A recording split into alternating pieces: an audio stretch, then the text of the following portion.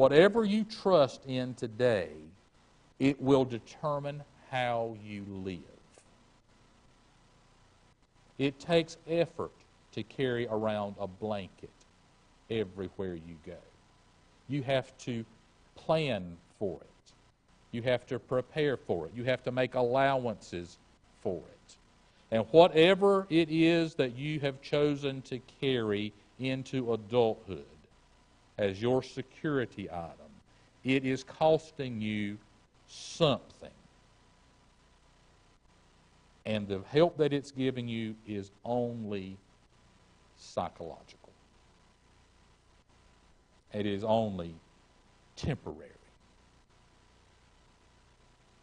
Whatever we trust in will determine, therefore, how we live, how we respond to hardships, how we face an uncertain future, the things that we choose to participate in and not participate in. What you are trusting in and what will last and what will fall apart all are tied up in this. And friends, here's the scary part.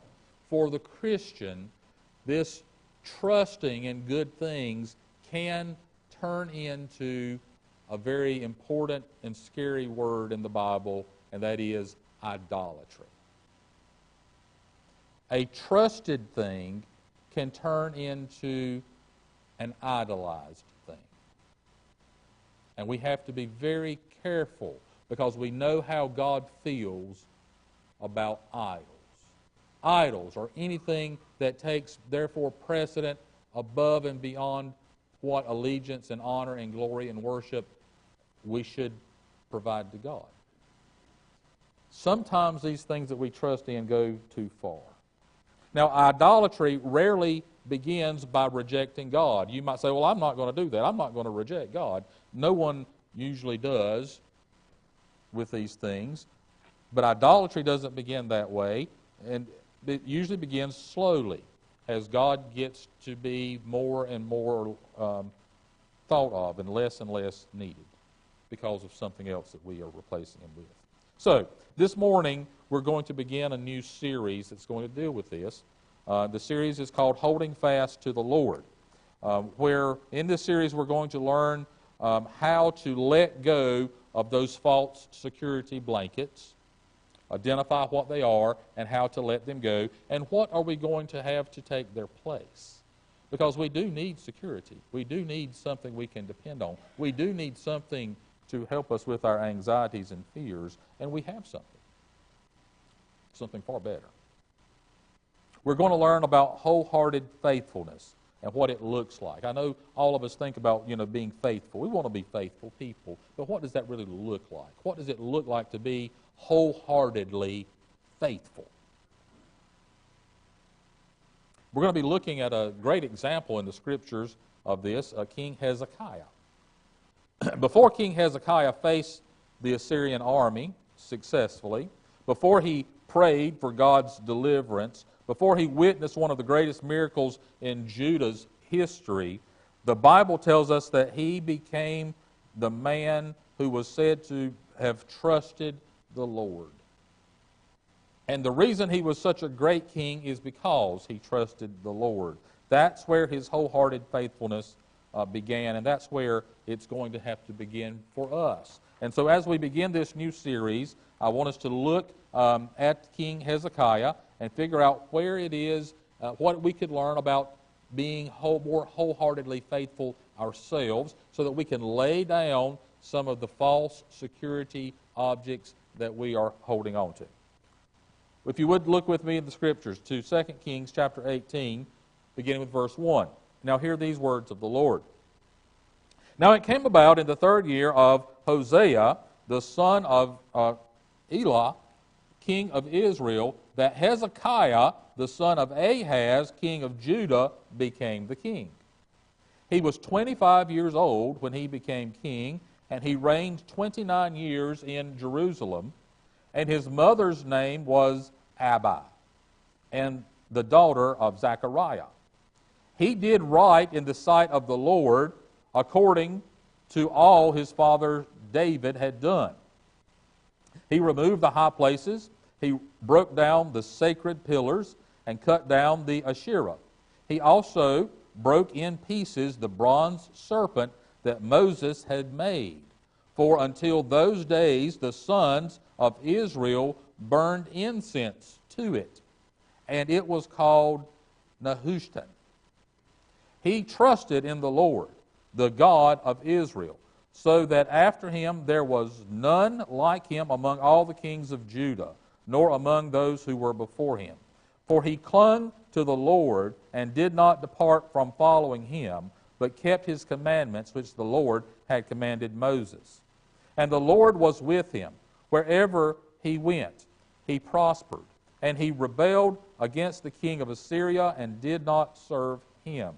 He defeated the Philistines as far as Gaza and its territory, from watchtower to fortified city. These are the words of God for the people of God. Thanks be to God.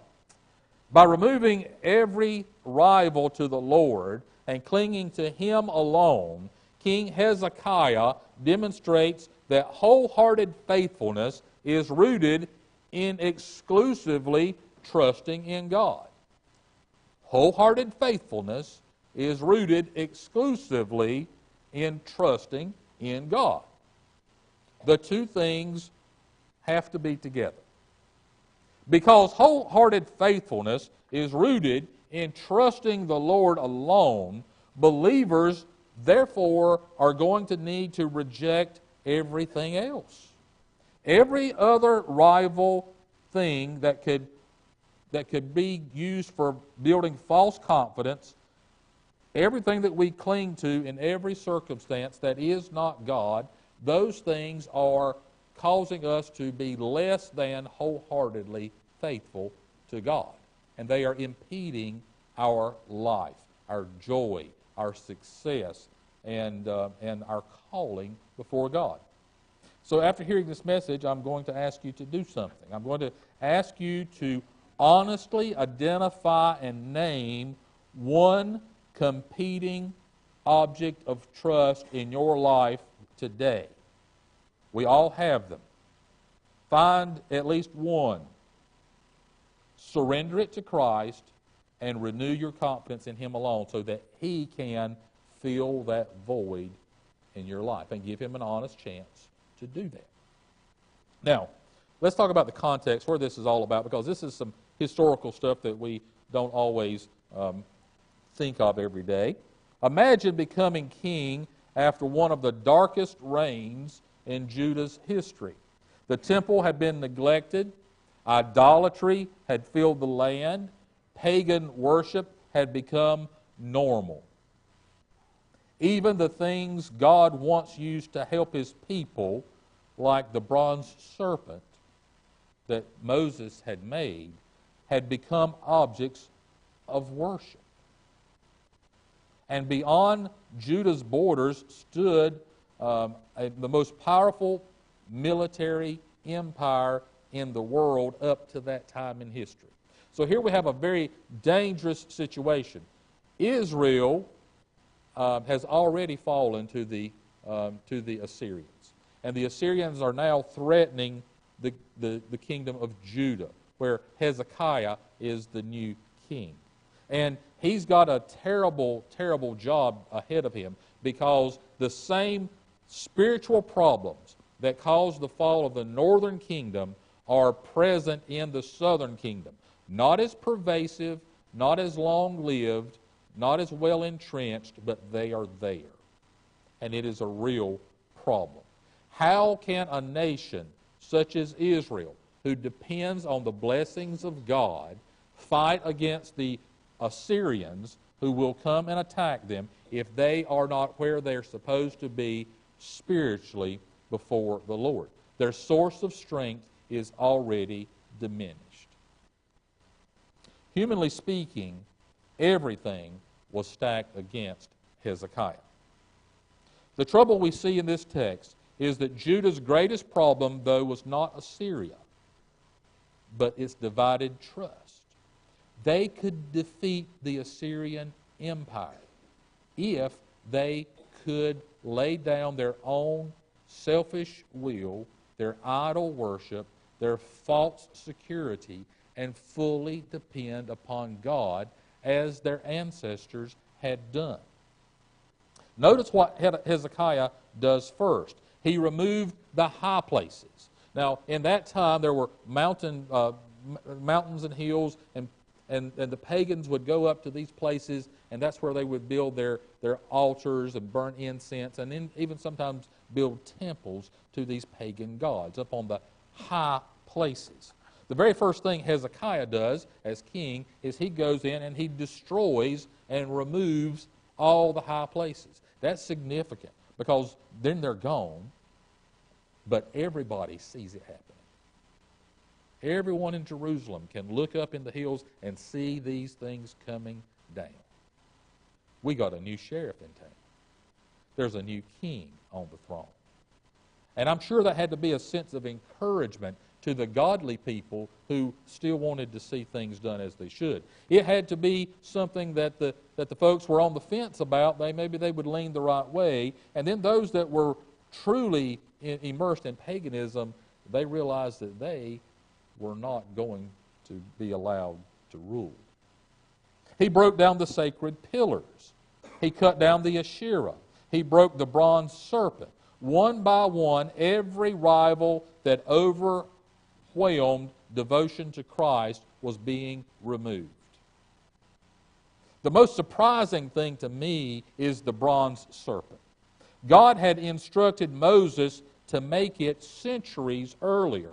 It had been a means through which God graciously brought healing. You can read about it in Numbers chapter 21. The children of Israel, when they were in the wilderness, they were plagued by venomous snakes that bit them. And Moses cried out to the Lord and said, "What are we going to do?" And God said, "Fashion a bronze snake and hold it up on a pole and tell them that whoever looks to that snake in faith in God will be healed." And they were healed. Now, nowhere in that did God say, worship a bronze snake. In fact, he was very adamant about idolatry. But over time, the people had cut the corners. They had started checking off the boxes of worship. And they said, well, let's just get to the core of everything. Let's just go and burn incense to the bronze snake that Moses made. The people shifted their trust from God who healed to the object that was an instrument of God, in the hands of God. Imagine the shock of those people in Hezekiah's day. For centuries, people had walked past this bronze serpent. Their grandfathers had seen it. Their fathers had seen it. Their children had grown up believing it and burning incense to it. And now all of a sudden, the king comes along one day, walks over to the bronze serpent on a pole, lifts it up, and then smashes it to pieces. Hundreds of years of religious tradition destroyed. Not only is he destroying the high places of pagan worship, now he's destroying the instruments of what the Israelite people assumed was worship. And why did he do it? Because anything that competes with God, anything that is more important than God, is an idol. And something that once pointed people to God is to ever take the place of God himself. Can you imagine the gasp that they were going through in Israel that day? All these years, now the serpent is gone. Hezekiah called it a Nehushtan, which means merely a piece of bronze. That's all this is a piece of bronze. You are making it into an idol. You are making it into something of misplaced trust. Folks, remember, you always cling to what you trust most. In our world today, our deepest struggles often reveal what that thing is. The thing that we struggle with the most, it reveals where our trust may truly be. We may not bow before bronze serpents. We're far too sophisticated and modern for that. But we are not immune to putting our trust in the wrong place. Sometimes we trust our bank account more than God's provision. Sometimes we trust our plans more than God's wisdom. Sometimes we trust traditions more than truth and current needs. Sometimes we trust our own ability more than God's strength. Sometimes we even trust our plans of ministry and make them an idol that supersedes the place of God. Good things become dangerous when they don't stay in their proper place with God. Remember this: you always cling to what you trust most. You always cling to what you trust most. So we need some grace so that we can cling to the right thing, so that we can let go of the one thing that we may be holding on to and cling on to those things that we can. God graciously raised up a king in this passage who trusted him completely, and this king led his people back to a wholehearted devotion. In verse 5 of chapter 8 we read, he trusted in the Lord. He trusted in the Lord, the God of Israel. Nothing else is listed. A list of one item. He trusted in the Lord, so that after him there was none like him among all the kings of Judah. Verse 5 then is the center of this passage. He trusted in the Lord. Everything before that statement leads to it. Everything after that statement is explained by it. Faith produces steadfastness. Steadfastness produces obedience. Obedience bears fruit of God's blessings and presence. Folks, there is a better way than what we're doing today by trusting in things that really don't matter. Hezekiah points beyond himself here and sees a day that the people are going to need a faith of their own, not just a faith of their ancestors or a faith of their current king. And the story continues that he was the best king. He was not a perfect king, but he was the best king up until that time. So, they had their grace in their day, but what about us? We perhaps are in a greater moment of danger and need than they were even then. Our security is much more pervasive. Our objects that we are depending on are much more sophisticated, much more entrenched in the culture around us. And we are much more convinced that we actually need them than perhaps any generation ever has been before. We need a greater serving of grace than even they did in the time of King Hezekiah. Through Jesus Christ, though, God frees us from false confidences that can be hindering us and enables us to hold fast to Him by faith. Jesus Christ really is the answer for what the world needs today. Jesus is the greater King of Israel who has, and for His adopted people in the family of God. Hezekiah removed idols. Jesus removes sin. Hezekiah restored worship. Jesus restores worshipers. Hezekiah saved a nation from defeat by Assyria. Jesus saves sinners from eternal sin, judgment, and damnation. Hezekiah eventually failed. Jesus never will. So we have a new king today. And if we will lift up our eyes to the high places, we will see that He is already tearing down those high places of pagan worship. He is already working to control and diminish those things that would seize and control us in our life. Jesus not only exposes these idols of our heart and these things that hold us captive, He saves us from them. He calls us to Himself. He gives us a new heart, and He teaches us to trust Him and Him alone.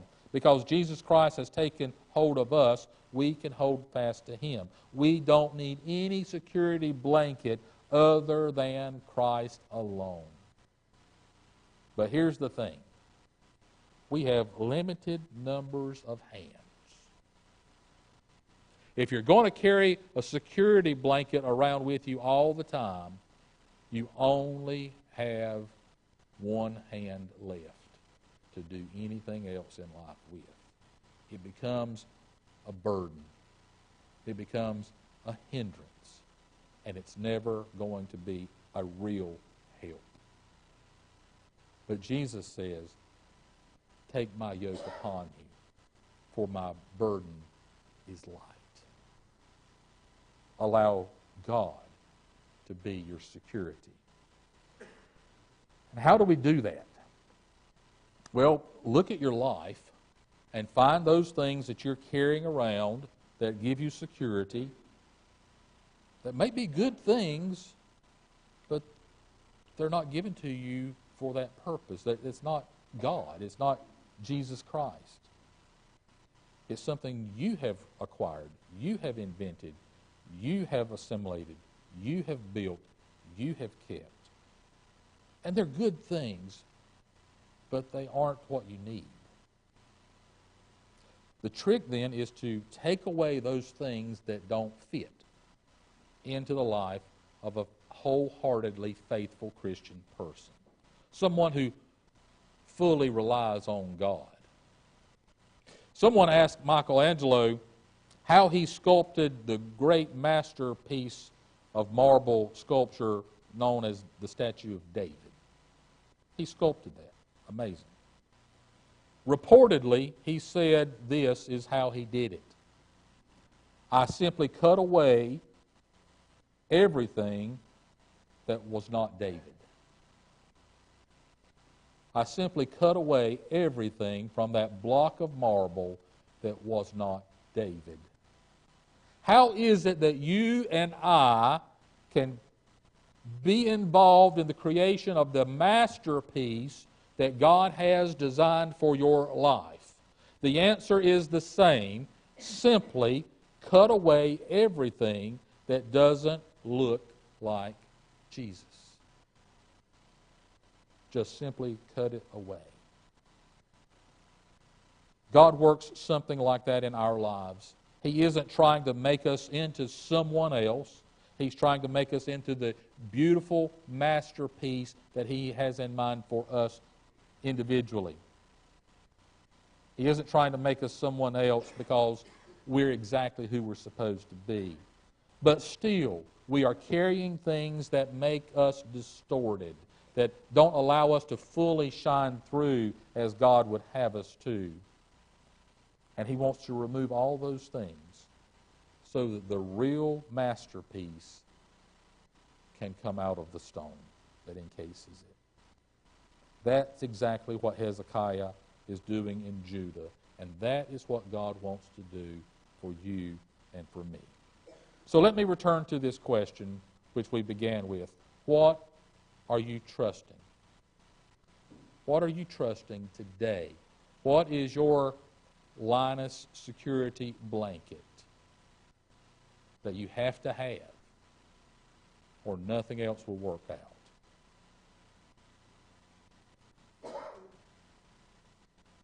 It's not what you say you believe. It's not what church you attend. It's not what traditions you cherish. But it's actually what you're cherishing, what you're trusting.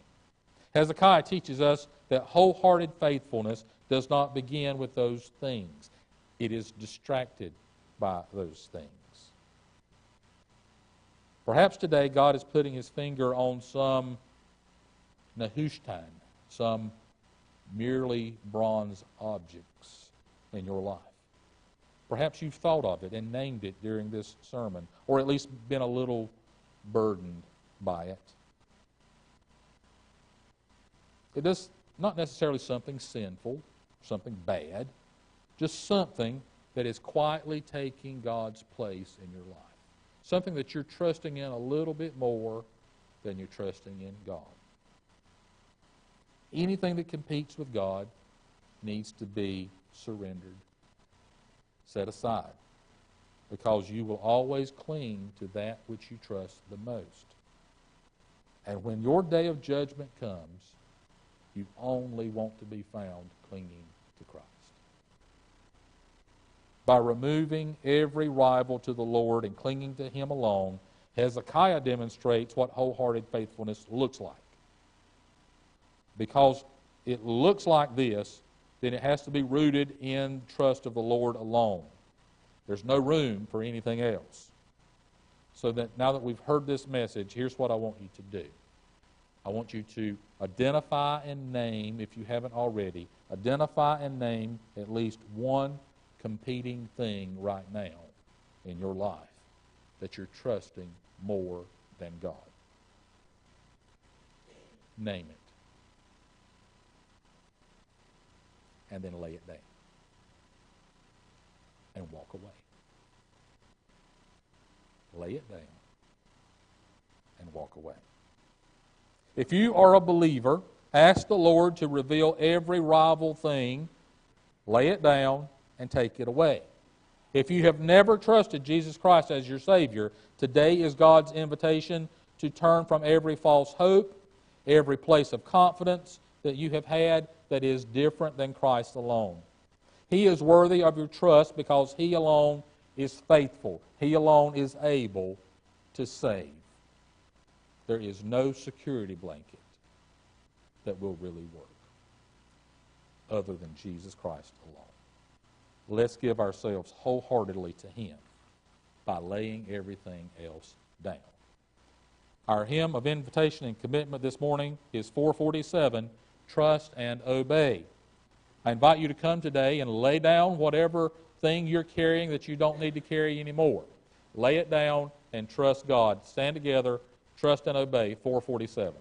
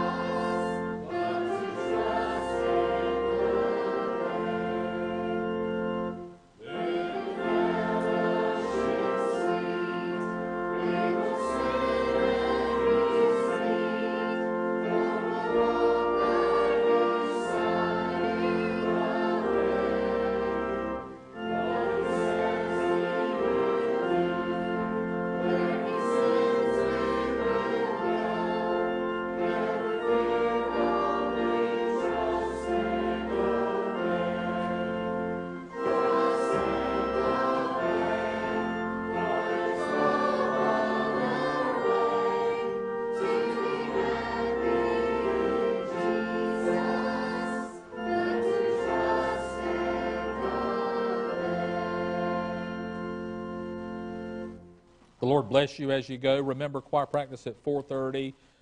Big youth meetings, parents and all those that want to be involved and learn about what's going to be happening and be contributors to that, come for the youth meeting at 6.